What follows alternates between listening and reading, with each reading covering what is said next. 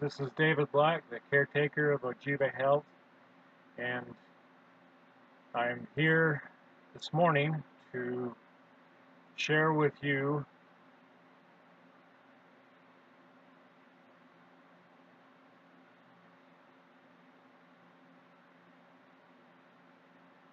part of the story of my life. About 8 years ago, I ended up in the hospital. Kidney failure and heart failure and liver failure. I was in the hospital for about 14 days and I was very overweight.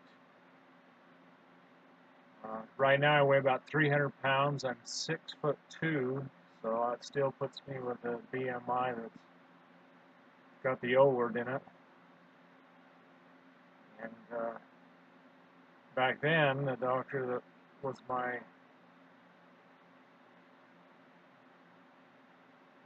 digestive system doctor found microscopic colitis of an unknown origin in my colon,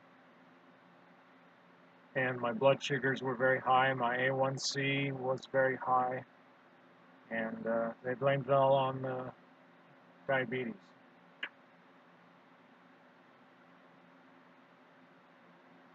Put me on morphine in the hospital. That's the only thing that I had experienced up to that point that took the pain away.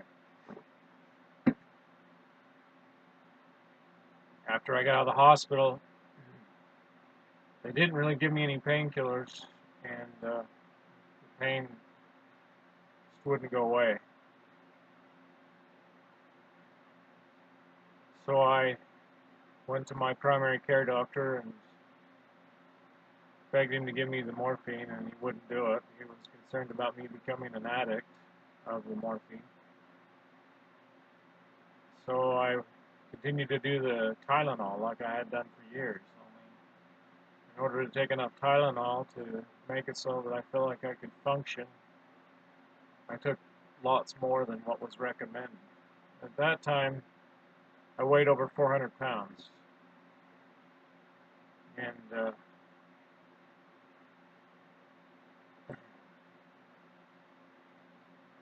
I was in and out of the hospital. Basically, for the next 5 years, I would end up in the hospital about every 6 months. And I eventually went to a pain clinic, and they put me on morphine extended release, morphine sulfate ER. And about 2 years ago, on a Saturday morning, my wife, I told her I didn't feel well, needed to rest.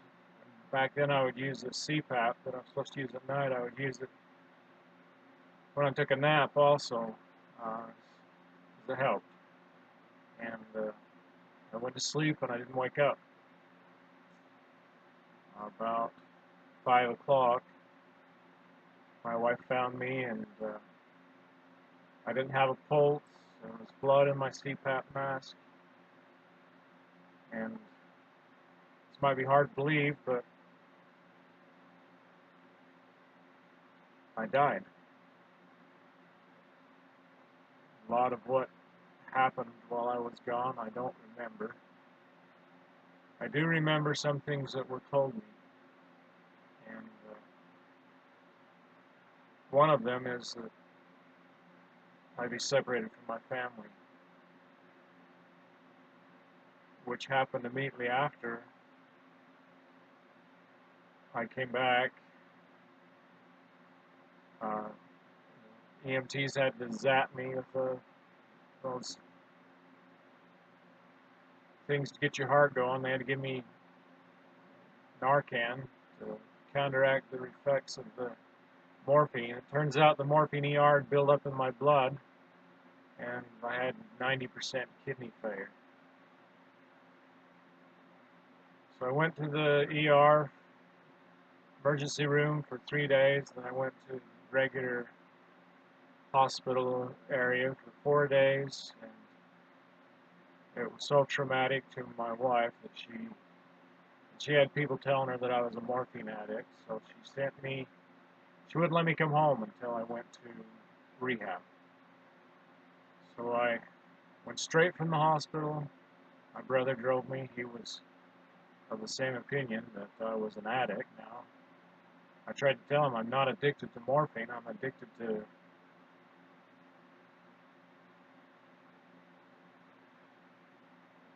reduction of pain. But once you've taken narcotics, it doesn't matter what you say. It doesn't even matter what happens afterwards. You're always going to be an addict.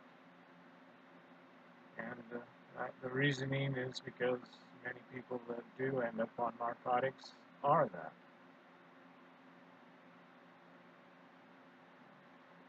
It's now 2 years later, over 2 years later. The last morphine pill I took was that the hospital gave me before I was released on the 31st of May, 2010. And it's now September 16th, 2014.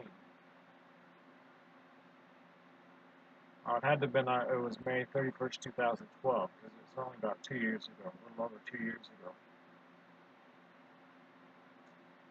So I went from the hospital to a big city to the worst detox center in that big city, because my brother didn't take time to research it. He just called the place and they said, yeah, we'll take him. And I ended up in the middle of the city in the place the police took the drug addicts they found off the street. And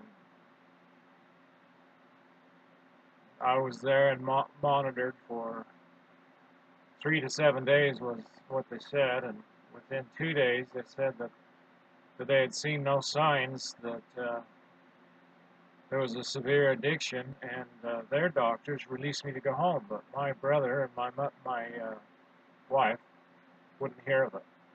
They were sure I had to go to a 30-day program. So you don't just go out of one of those places into a 30-day program.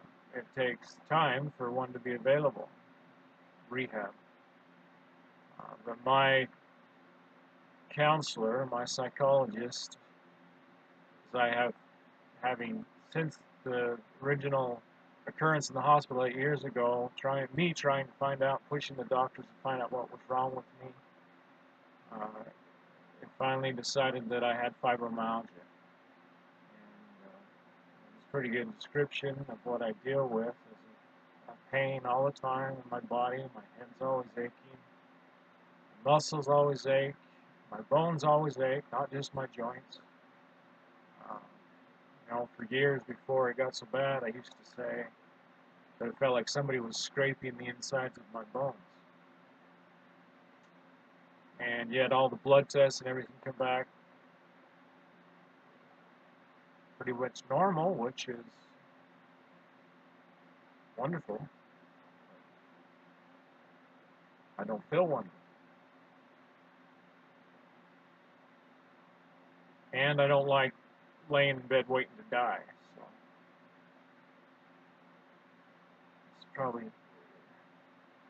going a little bit long, but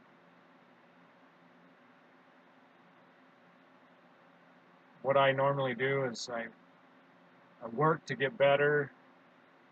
It takes me months to get to where I can function again, push myself to go do something, to work. I love to help people, and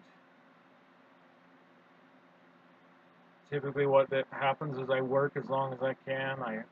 People like what I can do, and a lot of times I end up in a position where they're really pressuring me to get work done. Part of that is also because as I get sicker, then the brain fog is worse, and what I do is technology, and it requires a lot of mental focus, and as I get sicker, that's difficult to do. So this is a long video, and that's kind of an introduction to me and a short summary of what's happened in the last 8 years up until now. And stay tuned. Hopefully, my experience, which is what I've always, when I decided to live, a lot of times I just wanted to die. It's not easy to be in constant pain and no hope of it ever going away. Dying would be a relief. But thank God that I have a religious belief. And before this all got so bad, I had the habit of praying. And I just prayed, God, help me be here as long as you want me to be. And do what you want me to do. So I hope that my experiences will help others. I hope that I can get better enough to help others. I'm a retired school teacher and taught anywhere from elementary to college. And used to teach in the nursing program in college. And I love teaching. I love making things, building things, developing things. I love research. I've had to do a lot of health study, and because I didn't want to accept what the doctor said, that there wasn't much hope. So I've done a lot of study, natural, alternative, sometimes crazy things. Just try to find something that will help me and keep my commitment to God that I do all I can to stay here.